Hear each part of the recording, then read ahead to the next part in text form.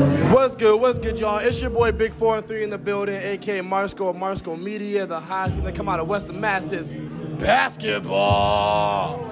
And to my left, I got the great one, aka Mr. Put You in a Chokehold. He wears his stripe like a zebra. He's cold like the outside, Zachary Snow. Yo, what up? Thank you very much for that lovely introduction. I appreciate it.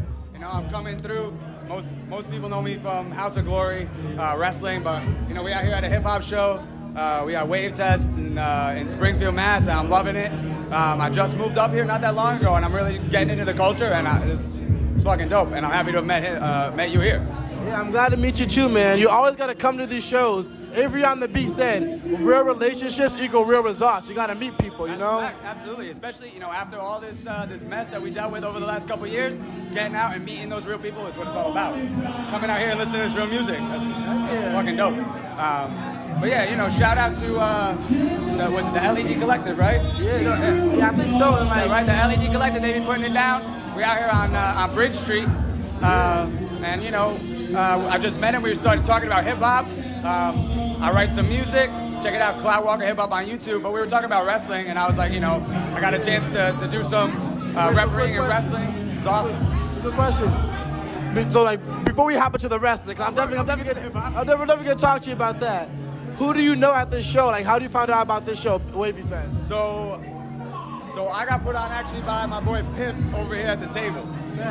Yeah, I actually just saw him last night, 12:30.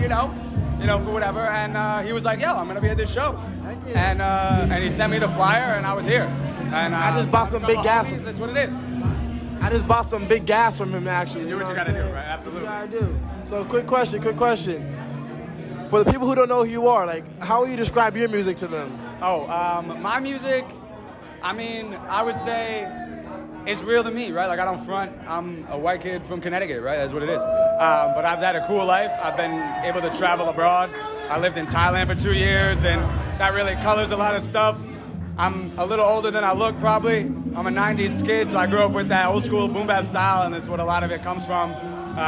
Some people might call it, I don't know, that lyrical, spiritual miracle, but, you know, it comes with a message, it comes with a concept. And yeah, just check it out, Cloud Walker Hip Hop. That's fine. And, like, as long as it comes from you and, like, who you are, fuck what people want to say it is, as long as you fuck with it. Yeah, one of my mentors, a guy I highly recommend, Wendell Patrick, motherfucking GOAT out here, one of the greatest producers I've ever seen in my life. Check him out. But he also reiterated that to me in, like, really early in my life in college, that, like, music, it doesn't matter if it's even good, but if it's real, it's gonna connect with people, and that's the truth of it. It's facts, and that's mad respect. So honestly now, how did you get into wrestling, bro? I mean, I've just loved it forever. Just like music, I grew up with it. I grew up actually, little known fact for the real homies out there, I grew up in Greenwich, Connecticut, which is the headquarters of the WWE. While I was growing up, until I was maybe about 10, it was literally 5 minutes from my house. So I used to go to the deli and see wrestlers, Macho Man Randy Savage and Hulk Hogan.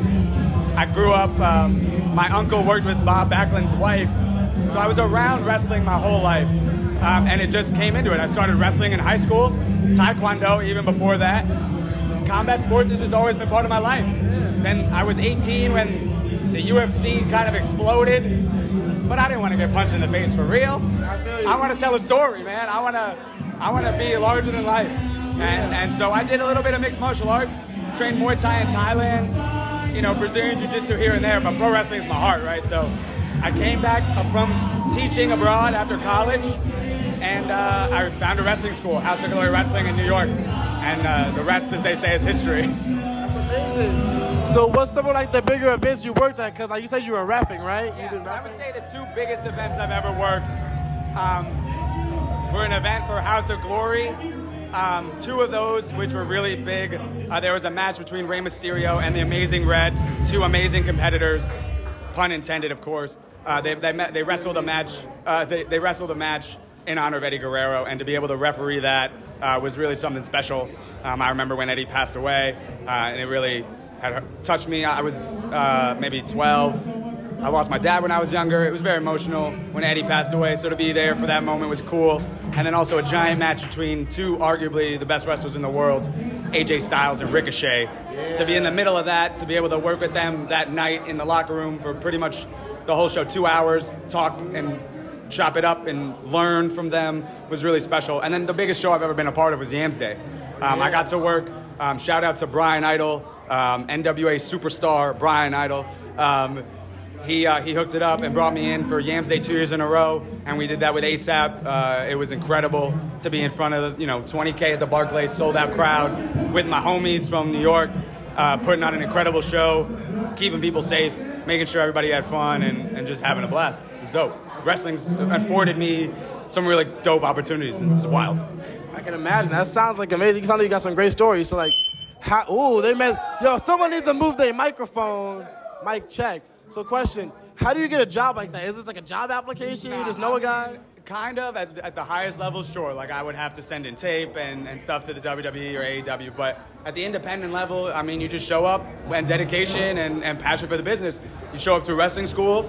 You pay your dues, you work, you work out, you make sure your cardio is good, you make sure you can do the basics, rolling, bumping, running the ropes. And then as far as a ref, I just kind of got thrown into it. I was reffing matches at practice. And we needed a ref at a big show, and they said, Zach, put on the shirt. Yeah. And that's it. And that can happen. If you're around the business, if you know anybody or you come to a show, you say, hey, man, I want to learn, somebody's going to teach you because it's a brotherhood and people want to, everybody comes through for their own reasons. So everybody respects that type of stuff. Man, so before we get out of here, man, I need you to cut a wrestling promo on why we should follow you. Why should the fans of Marsco Media mess with Zachary Snow? Wrestling promo style. Let's get it. All right, brother. Well, let me tell you something. You know Zachary Snow, he comes through only when it's cold. And I bring the blizzard, so it's always cold when I'm around. So you come for the coldest takes and maybe some hot ones too. Ooh. Right? But me and Marsco, we're going to climb up to that peak, that top rope. We're going to drop that elbow. We're going to bring the championship home. And you're going to follow the story the only way it's been told. Keep watch and fear the snow. Fear the snow. He's Zach Snow, but he spit that super high. And I come from the top with that Marsco Media elbow drop. Ha!